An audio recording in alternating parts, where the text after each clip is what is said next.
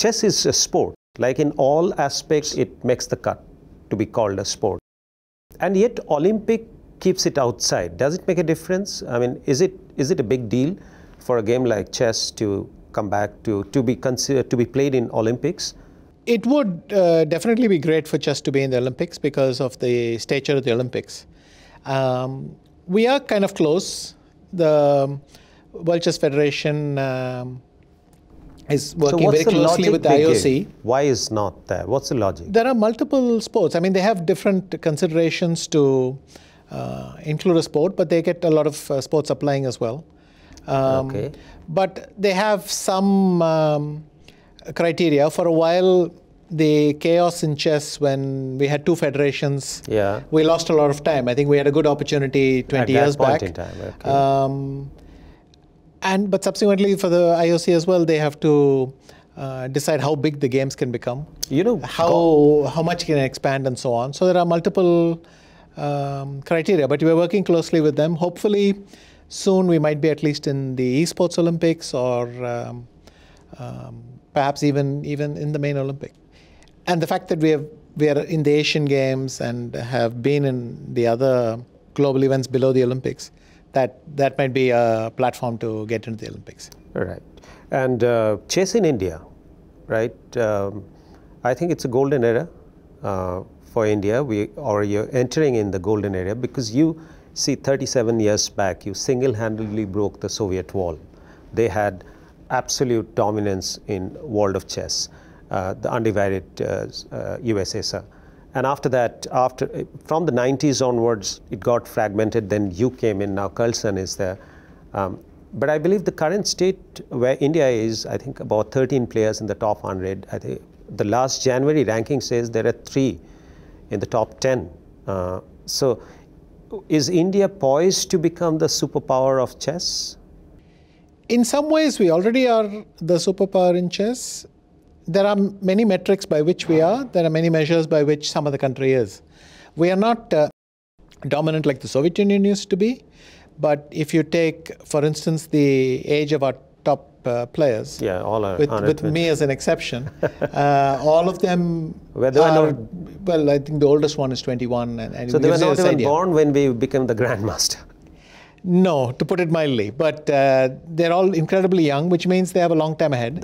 Second, they are all in the top 10 together, or in the top 20, top 50, then the number keeps increasing. They're all there together.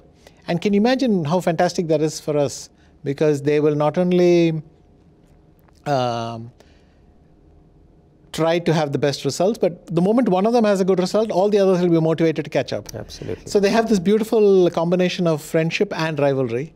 I think before WACA has come into being and you took charge of the young players, we always had Chennai, Tamil Nadu, has been a hub of chess champions for ages, right?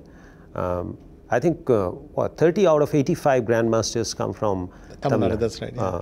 And that school, Velam. Velamal is a very interesting school.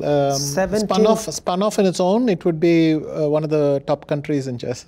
17 grandmasters from the school. So therefore, an ecosystem is there at play, right? Isn't it? Yeah. So I believe that willy-nilly an ecosystem to create champions is already existing in India in that school. A school giving 17 out of 85, almost 20% of the world of the grandmasters from that one school.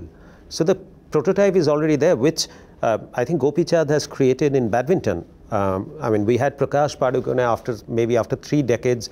Gopi Chand became the All England champion, and now we have several players in the top 50.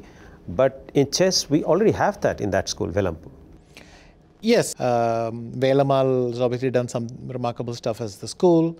When I wanted to start my academy, Westbridge came along and supported it. So, is there any particular reason that you have ever seen, just as an academic interest, that why Tamil Nadu had become? Is it because of this that old story of King Vasudeva, and you have a temple apparently in Tamil Nadu where Shivji is worshipped as god of chess? Obviously, one of the phenomenon is you, but the first international masters of India, Emmanuel, he was also from Tamil Nadu. So Tamil Nadu is you happen to be here possibly, but it had always have this legacy of chess.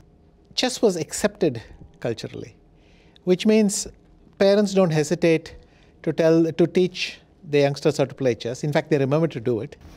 And they encourage their youngsters to go and pursue it. Obviously, of all the people who learn the game, a small fraction, all that's fine. But the initial number is large enough. And in Tamil Nadu, that had an easy acceptance. And when I used to go to that chess club, the Tal Chess Club, in my youth, when I was 9, 10 years old, 11 years old, I used to go there and play very often. These international masters would often visit. And it's amazing to grow up in a club where the 3 or 4 top players of the country are dropping in and hanging out with everyone. Watch Radico presents Duologue with Barun Season 3. Streaming on News 9 Plus. Download the app now.